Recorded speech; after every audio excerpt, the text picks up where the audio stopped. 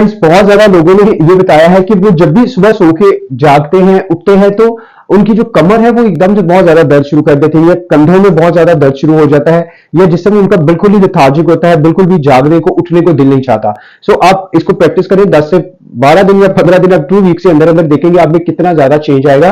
अपने ये वाला जो अपना हाथ है, बाजू है, उसको पीछे ले जाइए और यहाँ पे आपने अपने आप को दोनों अपने घुटनों पे इस तरीके से लेके आना है और यहाँ पे अपने इसको वापस पीछे की जाने 1, ठीक है। इसको जितना मैक्सिमम पीछे लेके जा सकते हैं उतना लेके जाइएगा। 2, 3, ठीक है। आप ये देख रहे हैं कि पूरा आपकी बॉडी जो है वो पूरी तरीके से हर एक मसल, हर एक सेल जो है वो अवेकनिंग होता है इससे। और सेम यही वाला पोजीशन आप दूसरी तरफ भी इसी तरीके से परफॉर्म कर सकते हैं। यहाँ पे इसको इस तरीके से रखते हुए पोजीशन ऐसे होगी 1, 2, ये देखिएगा पूरे का पूरी आपकी बॉडी जो है वो रिएक्ट कर रही है। अंगुलियों का ये बहुत ज्यादा पेन करना, यहाँ पे बहुत ज्यादा पेन, ये सारा कुछ